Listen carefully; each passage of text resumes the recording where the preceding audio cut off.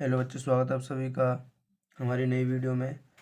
मैं आज सभी आप बच्चों को बताऊंगा कि जो 9th क्लास में जो एंट्री के लिए परीक्षा होती है उसमें जो जो एक मॉक टेस्ट आता है उस मॉक टेस्ट को हमें कैसे करना चाहिए।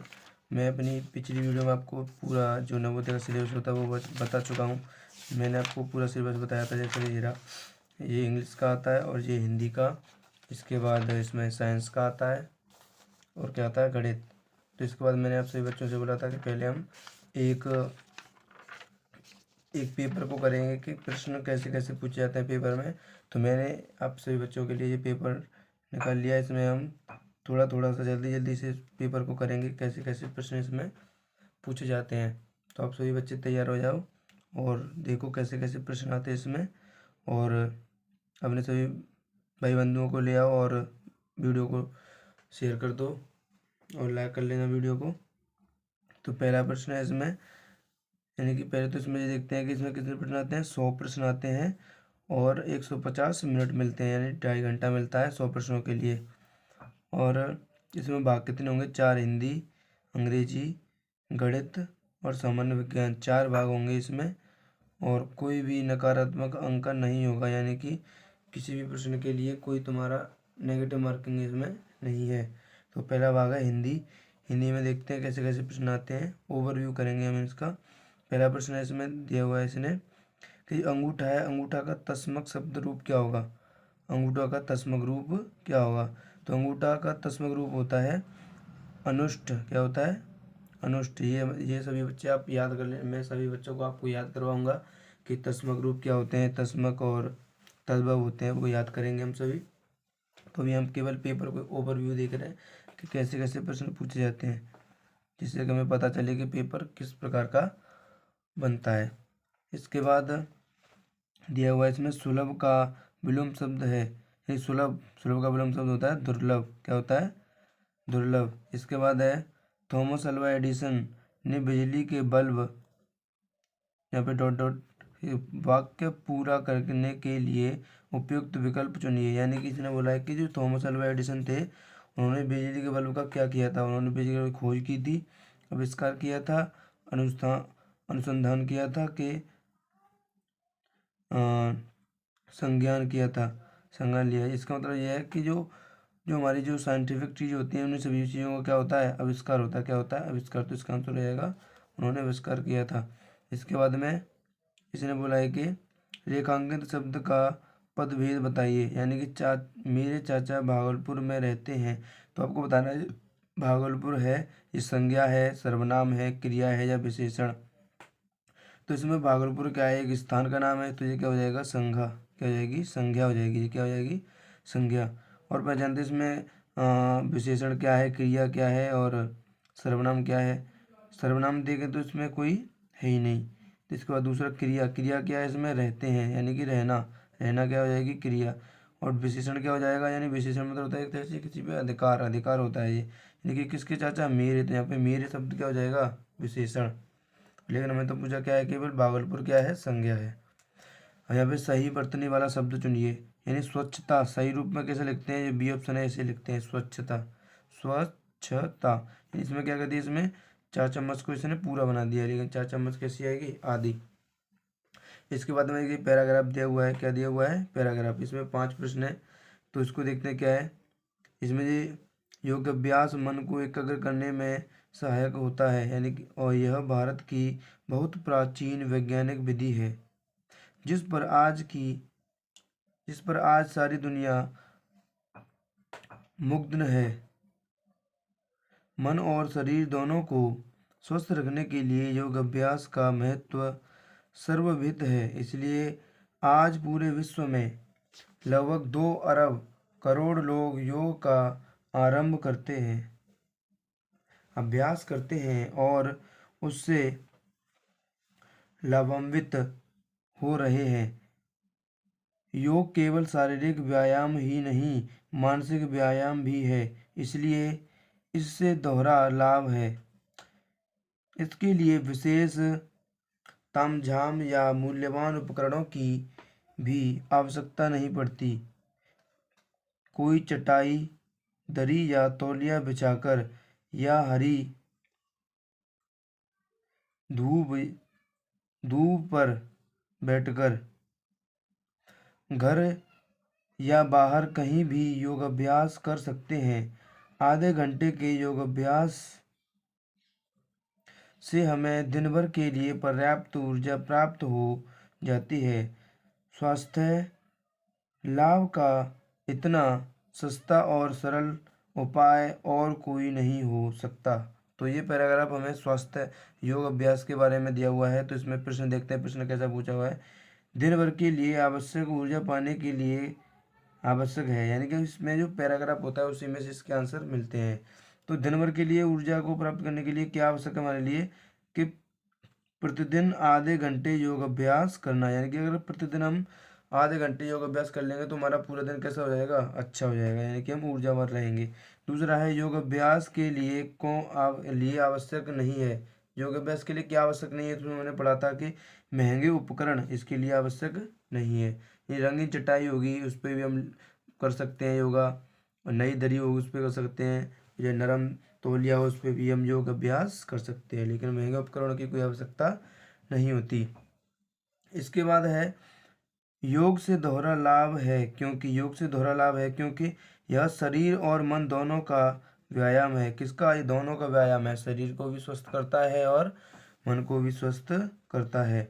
इसके बाद अनुच्छेद में मन को एकाग्र करना का आशय है, यानी जो मन को एकाग्र करने का क्या आशय है, यानी कि मन को एकाग्र करने का मतलब होता है मन को एक स्थान पर लगाना, यानी कि एक बिंदु पर मन को स्थिर करना।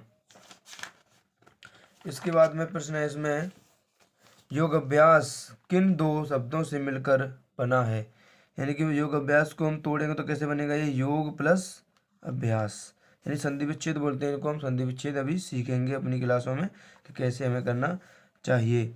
इसके बाद में है 11वां प्रश्न, मैं जानती हूँ कि माँ क्यों रूठी है। तो इसका आंसर हो जाएगा, जिसने पूछा है कि ये वाक्य किस भेद के अंतर्गत आता है, यानी कि सरल वाक्य है, ये संयुक्त वाक्य है, प्रश्नार्थक वाक्य है कि मिश्र वाक्य। तो कैसा वाक्य है ये, मिश्र, क्योंकि इसमें मैं जानती हूँ क्योंकि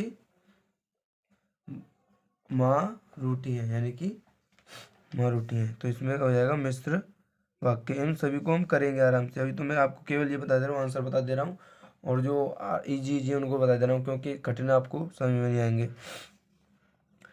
मेल जोल में बड़ी शक्ति है, मेल जोल का मतलब एक साथ रहने में बड़ी शक्ति है, इसलिए हमें ... काम पूरा करना चाहिए, यानी किसी ने बोला है कि रिक्त स्थान के लिए उपयुक्त तो मुहावरा होगा, यानी कि क्या मुहावरा लगेगा इस स्थान पे, यानी कि हम पैसे नॉर्मल शब्द निकालते हैं कि मेल झोल में बड़ी शक्ति है, इसलिए हमें कैसे रहना चाहिए, हमें एक साथ रहना चाहिए, यानी कि एक साथ मिलकर काम करना चाहिए। कैसे काम करना चाहिए, एक साथ हमें मिलकर काम करना चाहिए। तो मिलकर काम करने के लिए यहाँ पे जो मुहावरा है वो है कंधे से कंधा मिलाकर, यानी हमें कंधे से कंधा मिलाकर काम करना चाहिए।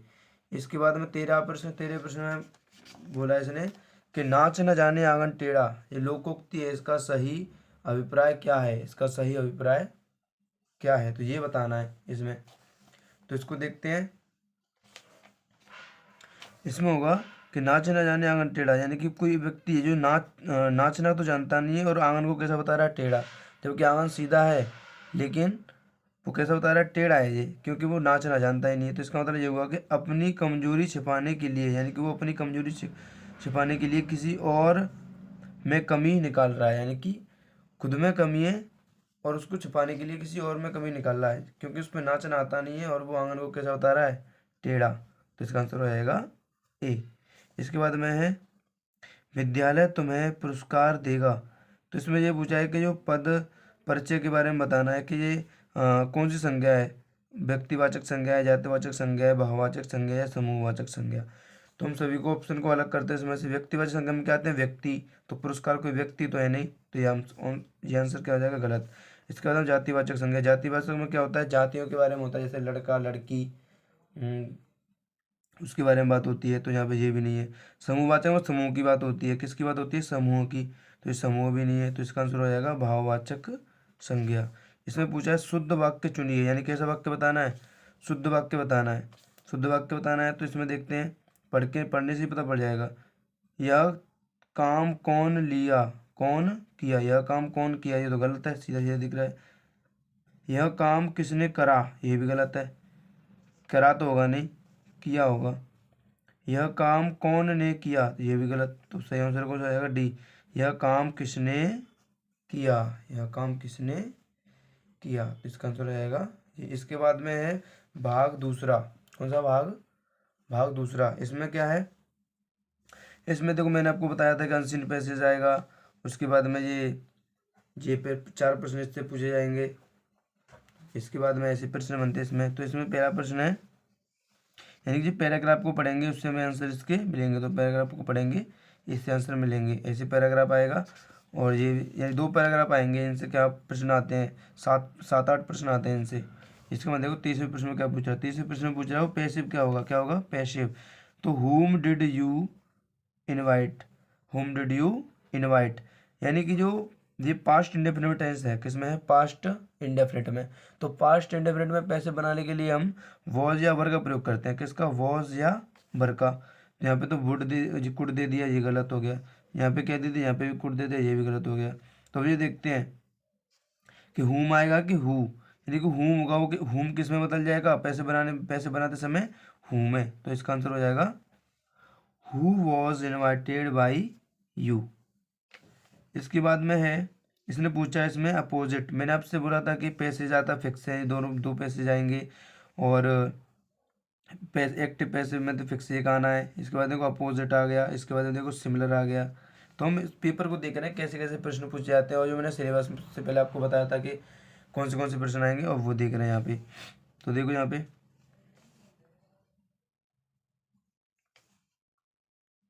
ये रहा, तो इसने पूछा अपोजिट बताना है, किसका, मर्सीलेसली। देखो मर्सी का मतलब होता है दयालु, मर्सी का मतलब क्या होता है, दयालु। और मर्सीलेस का मतलब कैसा हो जाएगा, क्रूर, यानी कि जो दया, जिसके अंदर दया ना हो उसे बोलते हैं मर्सीलेस। तो इसने पूछा मर्सीलेसली, यानी कि जिसके अंदर दया ना हो उसका अपोजिट बताना, उसका उल्टा बताना। तो उसका उल्टा होगा काइंडली, काइंडली का मतलब क्या होता है, दयालु।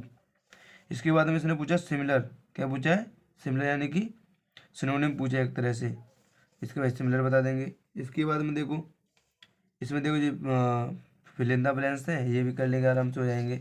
इसके बाद देखो जी फिल इन द ब्लैंक्स दिए हुए हैं, ए 1 2 3 4 फिल इन द ब्लैंक्स दिए हुए हैं। इसके बाद देखो ये क्या, देखो मैंने आपसे बोला था कि एक डायरेक्ट इनडायरेक्ट आएगा, फिक्स है। देखो एक इनडायरेक्ट स्पीच आ गया, ये भी फिक्स है। इसके बाद देखो, और मैंने आपसे बोला था कि इसमें क्या आता है, एक वन वर्ड सब्सटीट्यूशन आता है। तो वन वर्ड सब्सटीट्यूशन ये रहा देखो। तो इसने पूछा है क्या, इसको करते हैं हम, one who can be easily led to believe in something, एक ऐसा व्यक्ति जो आसानी से किसी पे विश्वास कर लेता है, ऐसे व्यक्ति को बोलते हैं हम गुलीबल। क्या बोलते हैं, गुलीबल, यानी गलीबल बोल सकते हैं, गुलीबल बोल सकते हैं। तो इसका आंसर हो जाएगा ये। इसके बाद में आ गया भाग तीसरा, गणित। इसमें भी कुछ जो प्रश्न करेंगे जो सरल से होंगे, क्योंकि कठिन प्रश्न आप पे आएंगे नहीं। कठिन प्रश्न तो हम जब करेंगे जब हम अपने सिलेबस को करेंगे, तब हम कठिन प्रश्नों को करेंगे। तो इसमें सबसे पहले मैं आपको प्रश्न बता दूं कुछ, जैसे देखो पहले प्रश्न को देखते हैं। पहले प्रश्न में क्या है, उसने बोला है कि एक वर्ग का क्षेत्रफल का अनुपात दूसरे वर्ग, जो पहले वर्ग, यानी एक वर्ग के क्षेत्रफल का अनुपात बताना है एक दूसरे वर्ग से। अब देखो कंडीशन क्या है, जो पहले वर्ग के विकर्ण पर बना है, यानी कि एक वर्ग है, मान लो वर्ग की भुजा पहले वर्ग है, पहला वाला फर्स्ट है, उसकी भुजा मान लो क्या है, उसकी भुजा ए है। तो इसका हम परिमाप निकालेंगे, पेरीमीटर पी। तो इसका पेरीमीटर होता है, पेरीमीटर नहीं, यहाँ पे विकर्ण दिया हुआ है, विकर्ण। तो यहाँ पे इसका विकर्ण क्या हो जाएगा, इसका विकर्ण होगा √2 ए। इसका √2 क्या हो जाएगा, विकर्ण हो जाएगा। तो उसने बोला है कि दूसरा वाला जो वर्ग है, दूसरा वाला जो स्क्वायर है, दूसरे वाले स्क्वायर है, उसकी जो भुजा क्या है, जो पहले वाले की क्या है, विकर्ण के बराबर है।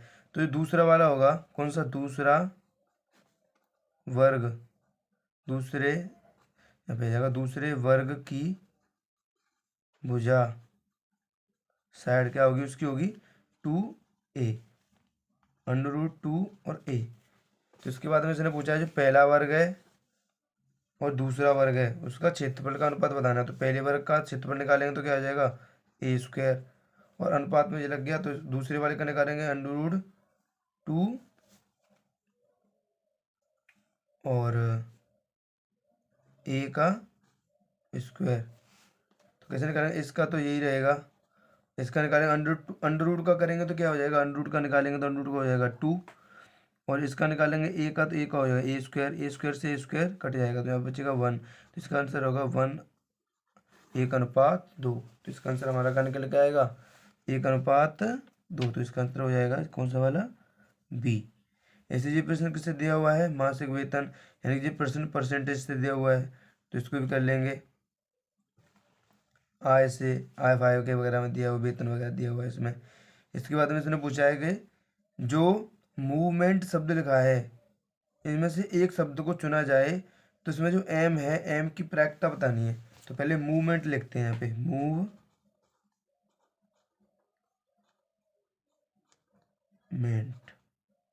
अब देखो मूवमेंट में कितने शब्द हैं, टोटल शब्द है इसमें देखो 8, 1 2 3 4 5 6 7 8। तो इसके बाद में इसने पूछा है कि जो एम है, एम की प्रायिकता बतानी है। एम कितनी बार आया है, 2 बार, यानी कि घटित होने की प्रायिकता कितनी होगी 2। टोटल कितने हैं 8, इससे 2 से कितने बार घटेगा 1/4। तो इसकी प्रायिकता होगी एम की 1/4। 1/4 क्या होगा आंसर। इसके बाद में देखो अब प्रश्नों को देख लेते हैं। इसके बाद में लकड़ी के एक भीम की लंबाई इतनी है और मोटाई इतनी दी हुई है, तो इस भीम की चौड़ाई बतानी है। तो इस प्रकार के प्रश्न हो जाएंगे। ये इससे आया है, घन से आया है। किससे प्रश्न है जी, घन। इसके बाद देखो आयताकार खेत का क्षेत्रफल इतना दिया हुआ है, उसकी लंबाई और चौड़ाई का अनुपात ये है, तो खेत का परिमाप बताना है, ये भी निकल आएगा। इसके बाद में देखो ये किससे, लाभ हानि से प्रश्न आया है। इसके बाद में देखो ब्याज से प्रश्न आए 2 लगातार, ये रही। इसके बाद देखो ये किससे आया, बीज गणित से आया। किससे आया, बीज गणित से प्रश्न आया है। इसके बाद में अगला प्रश्न है, ये रहा, एल एम व्युत्क्रमानुपाती हैं तो एम और एम के संगत मानों का संभावित योग नहीं है, यानी कि ये एक ये प्रश्न है। इसके बाद देखो सिक्कों को शामिल, यानी कि 24 सिक्कों में 1 2 ऐसे शामिल हैं, तो ये किससे पता है, ये प्रश्न है एवरेज से। इसके बाद देखो ये प्रश्न दिया हुआ बीजगणित का, ये प्रश्न है, ये किसका प्रश्न है, बीजगणित का। इसमें देखो x बराबर ये दिया हुआ है, तो इसने पूछा है इसका मान, तो x के बजाय रख देंगे और यहाँ पे इसको कर लेंगे बस। इसके बाद देखो 5 लगातार संख्याओं का, ये किससे, नंबर सिस्टम से आया है। किससे, नंबर सिस्टम, लगातार पूर्णांकों का योगफल है, ऐसे ऐसे। इसके बाद देखो ये किससे आ गए, आयत वगैरह जो क्षेत्रफल वाले थे उससे आ गए ये। इसमें चतुर्भुज, समचतुर्भुज उससे बन गया ये। इसके बाद देखो एक आयम पेपर का आयताकार शीट को लंबाई तथा चौड़ा लंबाई के साथ मोड़कर एक बेलन बनाया जाता है, तो ये किससे, क्षेत्रफल वाला और आयतन वाला चैप्टर होता है उससे है ये। ठीक है, इसी प्रकार के प्रश्न आते हैं इसमें। और देखो जो बीजगणित से प्रश्न है जो सिंप्लीफिकेशन का है, ये किसका है, सिंप्लीफिकेशन, और ये भी सिंप्लीफिकेशन का है।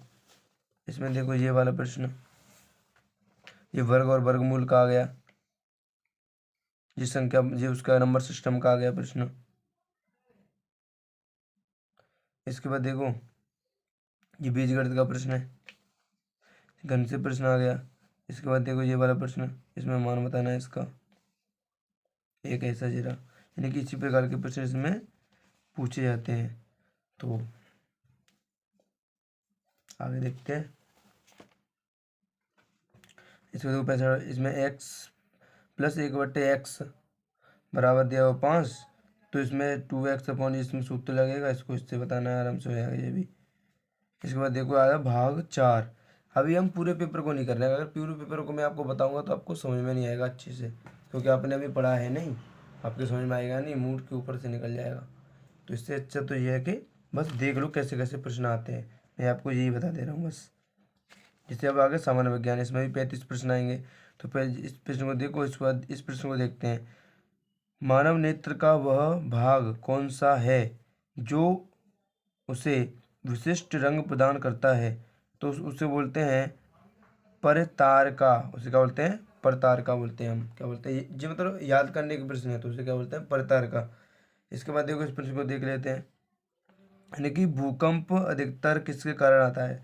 तो बच्चे सोचते हैं भूकंप किसके कारण आता है। भूकंप आता है यानी कि जो पृथ्वी की परपटी में पृथ्वी की प्लेटों की गति के कारण, यानी कि जो पृथ्वी की परपटी होती है उसमें जो प्लेटों की गति अगर आगे पीछे हो जाती है, प्लेटों उसकी पृथ्वी की, तो उससे क्या होता है, भूकंप आने के चांस होते हैं बहुत ज़्यादा। इसके बाद में देखो एक जो अध्ययन गद्यांश दिया, कथन सा दिया हुआ है, इससे इसमें आंसर बताने कौन सी इसमें सही है, कौन से गलत है। तो इसके बाद में अगला प्रश्न रसायन विज्ञान से आया है, कौन सा एक विद्युत धारा के रासायनिक प्रभाव का उदाहरण है। यानी कि विद्युत धारा के उदाहरण है, ये पूछा है इसमें। इसके बाद देखो आगे, यानी कि साइंस के प्रश्न बनते हैं। इसके बाद देखो आगे प्रश्न कैसे हैं इसमें, और यानी कि जो कॉलम में दिया हुआ है कौन से को क्या बोलते हैं, ये सब प्रश्न दिया हुआ है इसमें।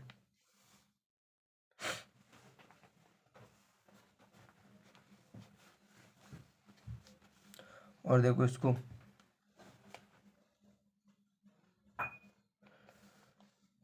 केवल संपर्क बलों वाला विकल्प है, इसने पूछा है केवल संपर्क बलों वाला विकल्प। संपर्क बल कौन से विकल्प में इसमें से, तो कौन से में है, जो घर्षण बल व पेशीय बल, बलों को क्या बोलते हैं, ये संपर्क वाले बल होते हैं। कैसे होते हैं, संपर्क में होंगे तभी काम करेंगे, पेशीय बल और कौन सा, घर्षण बल। तो इसमें ये प्रश्न है, इसमें ये कॉलम दिए हुए हैं। इसके बाद देखो ये रहा,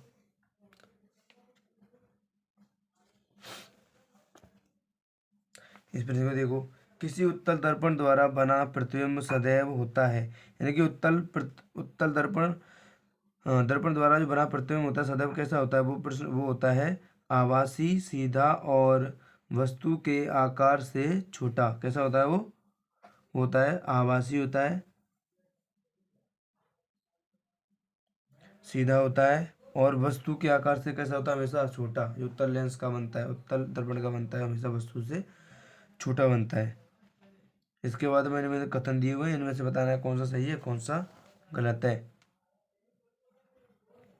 अब इस प्रश्न को देखो, मानव कान के लिए श्रव्य की आवृत्ति का परिसर यानी परास है। यानी कि जो मानव व्यक्ति होता है उनके लिए जो सुनने की क्षमता होती है उसकी कितनी होती है, उसकी क्षमता होती है 20 हर्ट्ज से लेके 20,000 हर्ट्ज तक। यानी कि कोई मानव व्यक्ति है वो कहाँ तक सुन सकता है, 20 हर्ट्ज से लेके 20,000 हर्ट्ज तक वो सुन सकता है। ये प्रश्न याद करने का है। इसके बाद ऐसे प्रश्न बनते हैं इसमें। इसके बाद देखो और देखते हैं, वनोन्मूलन का परिणाम है। वनोन्मूलन का परिणाम क्या है, तो इसका परिणाम देखो क्या हो सकता है, वर्षा और मृदा की उर्वरकता में वृद्धि, भौम जल स्तर में वृद्धि।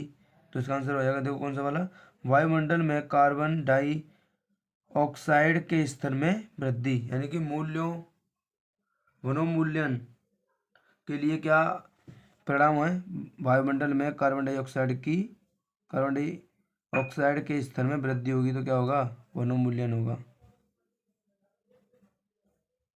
इसके बाद में देखो 100 प्रश्न दिया हुआ है, इसमें क्या है, इसमें जोड़ने के लिए पैरा कॉलम दिए हुए, फर्स्ट सेकंड को क्या करना है, जोड़ना है। तो हमने आज 100 प्रश्नों का भी क्या देखा है, ओवरव्यू देखा है कि कैसे कैसे प्रश्न आते हैं। तो आप सभी बच्चे ध्यान देना कि मैंने जो प्रश्न आपको बताए उनको आप एक बार और देख लेना, जिससे क्या होगा कि आपको पता पड़ जाएगा कि कैसे कैसे प्रश्न आते हैं पेपर में। तो हमने अभी केवल ये ओवरव्यू देखा है, क्योंकि ओवरव्यू इसलिए देखा है क्योंकि इसमें थोड़े कठिन प्रश्न आते हैं। अगर मैं उनको बताता और आपने अभी पहले कभी पढ़ा नहीं है इसको, तो आपको समझ में अच्छे से वो नहीं आते। तो इसी के साथ हम अपनी वीडियो को अब समाप्त करेंगे। और जो बच्चे, और आपको मैं आपको कल मिलेगी किसकी क्लास, एक मैंने आपको बताया था मैथ की और हिंदी की, एक क्लास मिलेगी। ठीक है, तो सभी बच्चों को जय हिंद, वंदे मातरम।